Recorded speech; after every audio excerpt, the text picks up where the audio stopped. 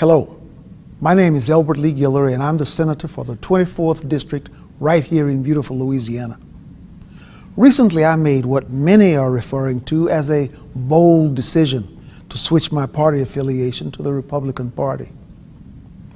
I wanted to take a moment to explain why I chose to become a Republican and also to explain why I don't think it was a bold decision at all. It is the right decision. Not only for me, but for all my brothers and sisters in the black community.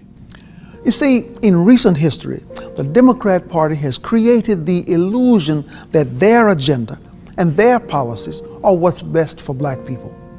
Somehow it's been forgotten that the Republican Party was founded in 1854 as an abolitionist movement with one simple creed, that slavery is a violation of the rights of man. Frederick Douglass called Republicans the party of freedom and progress. And the first Republican president was Abraham Lincoln, the author of the Emancipation Proclamation. It was Republicans in Congress who authored the 13th, 14th, and 15th Amendments, giving former slaves citizenship, voting rights, and due process of law. The Democrats, on the other hand, were the party of Jim Crow. It was Democrats who defended the rights of slave owners. It was the Republican President Dwight Eisenhower who championed the Civil Rights Act of 1957.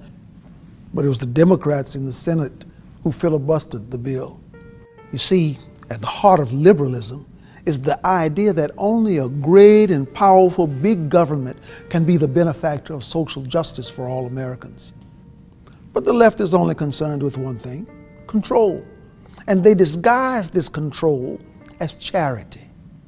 Programs such as welfare, food stamps, these programs aren't designed to lift black Americans out of poverty. They were always intended as a mechanism for politicians to control the black community. The idea that blacks, or anyone for that matter, need the government to get ahead in life is despicable.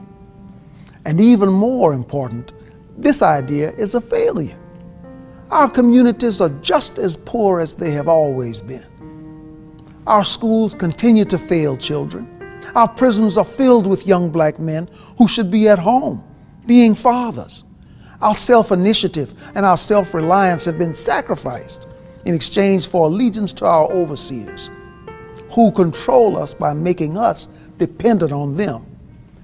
Sometimes I wonder if the word freedom is tossed around so frequently in our society that it has become a cliche. The idea of freedom is complex and it's all-encompassing. It's the idea that the economy must remain free of government persuasion. It's the idea that the press must operate without government intrusion. And it's the idea that the emails and phone records of Americans should remain free from government search and seizure. It's the idea that parents must be the decision makers in regards to their children's education, not some government bureaucrat. But most importantly, it is the idea that the individual must be free to pursue his or her own happiness, free from government dependence and free from government control.